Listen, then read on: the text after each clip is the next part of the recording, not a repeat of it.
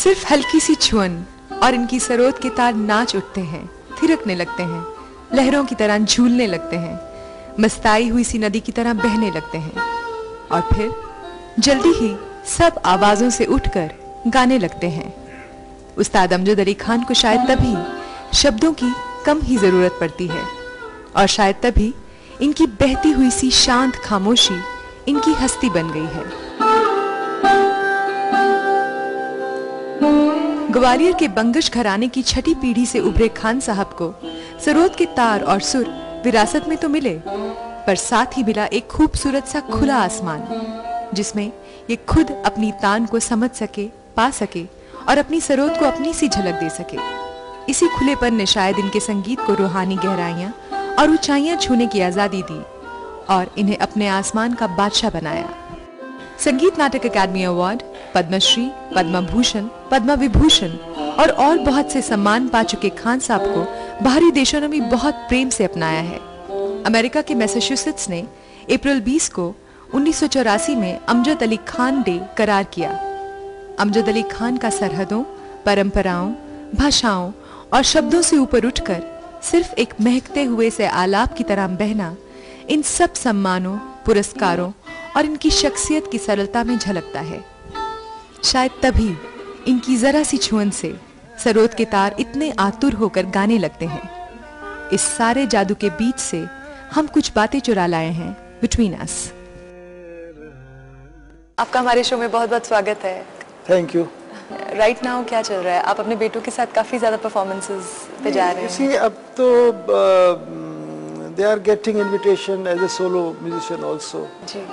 और कभी वो लोग डुएट के लिए भी लोग पूछते हैं और कभी अभी कनाडा में हम लोग थे, इंडिया फेस्टिवल हुआ। अच्छा।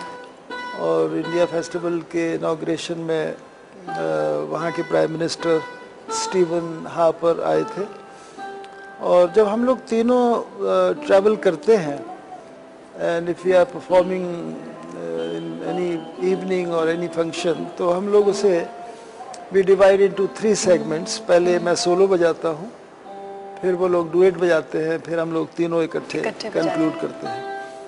अदरवाइज अब माशाल्लाह उनका they are established young musicians and they all need space तो सोलो भी बजाना चाहते हैं और वो सोलो का भी उनको इनविटेशंस आ रहे हैं। तो that is the ultimate creative satisfaction when one is ready to perform solo alone on the stage.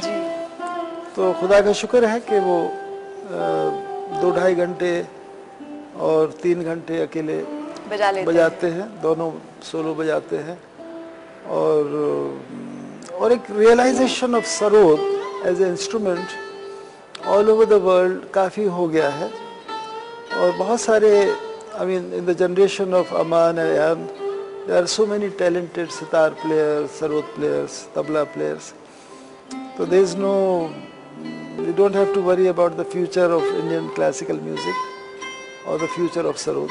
अच्छा खान साहब, मैं एक बात पूछना चाहती थी कि जब आप तीनों इकट्ठे परफॉर्मेंस देते हैं या जब कोई भी गुरु अपने शिष्यों के साथ परफॉर्म करता है तो बतौर गुरु क्या आपको कभी-कभी अपनी परफॉर्मेंसेस को थोड़ा आसान करना पड़ता है या अंडरप्ले करना पड़ता है to match up to their practice? It all varies from gurus to gurus. अच्छा। तो ये एक चैलेंज होता है कि वो मेरे साथ उस्ताद बिस्मिल्लाह खान साहब बजा रहे हों, उनके साथ भी मैंने 2 दफ़ा डुएट बजाया है और क्योंकि मुझसे उम्र में बहुत बड़े थे, मैं उनकी बहुत इज्जत करता था। वो भी एक चैलेंज होता है कि उनके साथ बैठ के कैसे बजाना है और एक बच्चे के साथ बैठ के कैसे बजाना है जी। तो बच्चा भी कंफर्टेबल फील करे मेरे प्रेजेंस से और बुजुर्ग भी कंफर्टेबल फील करे, ये एक चैलेंज होता है जी। और खुदा का शुक्र है कि अमान अयान जब वो 6-7 साल के थे जी। तब भी मैंने उनके साथ बजाया और आज अमान माशाल्लाह 33 हो गए हैं और 2 साल छोटे अयान हैं। तो मैं जिसके भी साथ बैठता हूँ वो कभी I make them feel comfortable.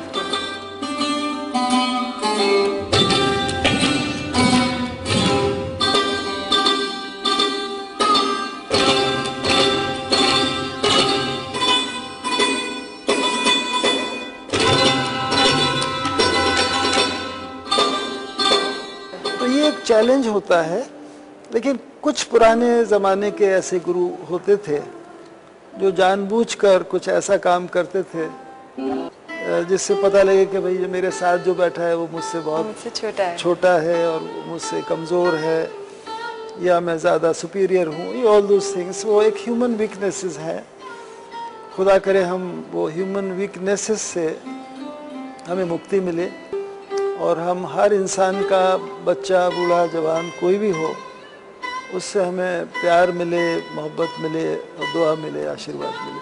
ये जो बात आप कह रहे हैं कि कुछ खास कॉन्शियस एफर्ट लगता होगा कि अपनी जो प्रैक्टिस है, अपना रियाज है, इतने सालों की जो तपस्या है, उससे कैरिड अवे ना हो जाना और उस ईगोइस्टिक ट्रिप पे ना चले जाना, उसके लिए कॉन्शियसली आपने पर्सनली उसे अपने आप से दूर रखने के लिए क्या किया है इन सब सालों में?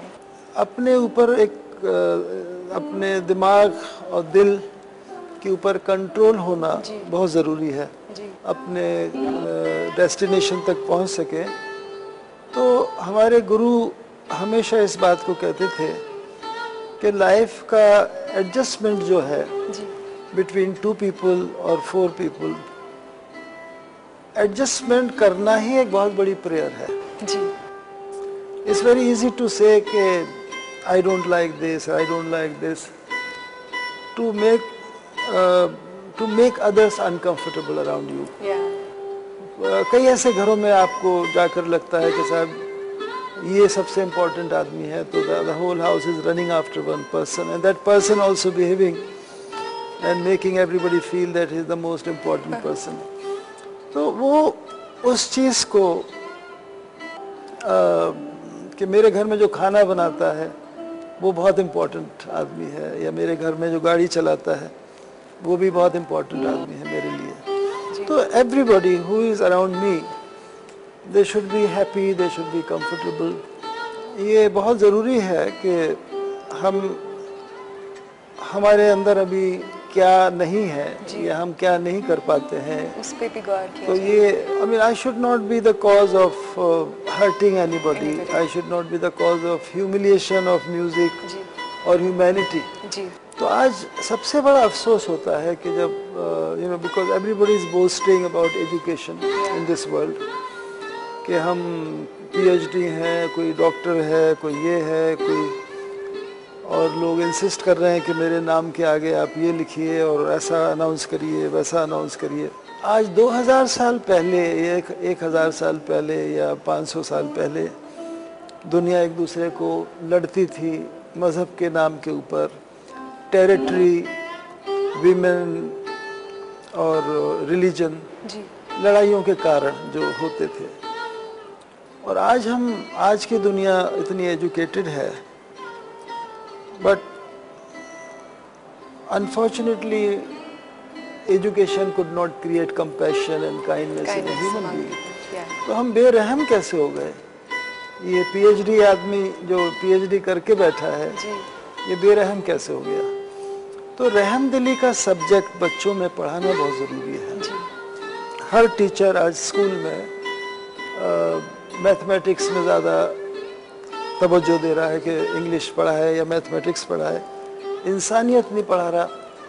रहम दिली बच्चे को कैसे रहम दिल बनाना है उसकी कोशिश कोई नहीं कर रहा। घर की अगर वातावरण अच्छा है तो बच्चा घर से ग्रास्प करेगा कुछ। अगर दोनों ही माँ बाप वर्किंग पेरेंट्स हैं तो बेचारे वो भी टाइम नहीं दे सकते, तो ऐसे बच्चे का फ्यूचर क्या होता है? जो भी डिज़ास्टर्स हुए हैं, 9/11 हो या 26/11 हो, या अभी लीबिया में जो कुछ हो रहा है, या इराक में जो हुआ, या अफगानिस्तान में जो हुआ, तो ये सब बड़े बड़े पढ़े लिखे लोगों ने प्लानिंग करी है। खुदा का शुक्र है कि I live in the world of sound, जहाँ शब्द नहीं है कोई और लैंग्वेज क्रिएट्स बैरियर्स। इतने सारे नेचुरल क्लैमिटी अभी जापान में जो हुआ है, इससे भी कुछ नहीं सीखता कि भाई जो जलजला आता है या अर्थक्वेक आता है, ये कौन सा मज़हब इसे क्लेम करता है, कौन सा भगवान क्रिएट करता है इसे। अच्छा खान साहब, हम बात कर रहे थे कि you live in the world of sound and thank God for that, उसने आपको बहुत सी चीज़ों से बचा के रखा, chaos of the world। जी। तो ये जो पूरा जो म्यूज़िक का इफ़ेक्ट है जब आप परफॉर्म कर रहे होते हैं, जब आपने शुरुआत की थी तब से लेके अब तक उसमें क्या फ़र्क आया? आपका पूरा म्यूज़िकल एक्सपीरियंस कैसा होता है जब आप परफॉर्म कर रहे होते हैं? देखिए, मैं I think my first recording was when I was 18 years old. Hindustan record company थी और ईपी रिकॉर्ड, एक्सटेंडेड प्ले छोटा आता था, लॉन्ग प्लेइंग बाद में बड़ा बना। तब से लेके आज तक जो लोग मुझे फॉलो कर रहे हैं, they can listen to my LPs, my long playing records या सीडीज। तो उसमें एक हर 5-10 साल में एक चेंज नज़र आता है, एक सोच विचार। Because I am a thinking person, I keep thinking, I write a column in week magazine, आपने पता नहीं देखा कि नहीं। तो वो सोच विचार मेरा बदलता रहता है। और क्लासिकल म्यूज़िक का मतलब ये नहीं है कि आदमी डर जाए या घबरा जाए या परेशान हो जाए। क्लासिकल म्यूज़िक वो है जो भी इंसान गाए, it should be appealing, it should be interesting. तो म्यूज़िक अगर अपीलिंग है, सुर में है, लय में है, इंटरेस्टिंग है, तो वो क्लासिकल है जी। तो प्रेजेंटेशन जो है, I mean some of us are following blindly convention. Convention is a very unhealthy word. Convention का मतलब है कि दिमाग का इस्तेमाल मत करो, जो लिखा है वही करो, उसी को फॉलो करो, और जो कुछ कहा गया है वही करो। लेकिन मेरा ऐसा सोच है कि आप कुछ भी पढ़ें ज़िंदगी में, वो होली बुक हो, तो आप उसमें आपको क्या अच्छा लगता है वो आप उसमें से ले लीजिए, और वो जो आपको ठीक लगता है वो आप करिए उसको। तो कन्वेंशन को जो लोग फॉलो करते हैं ब्लाइंडली, उनकी मर्जी है। मैं ये नहीं कह रहा कि कौन सही है या कौन गलत है, लेकिन ट्रेडिशन अलाउ इनोवेशन। ट्रेडिशन में काफ़ी गुंजाइश है। और हमारे पिताजी हमेशा यही कहते थे कि बेटा, जो हमने ठीक समझा वो हमने करा जी। अब जो आप ठीक समझो वो आप करो। तो आज मुझे ऐसा लगता है, to compete the world the way music is being presented all over the world,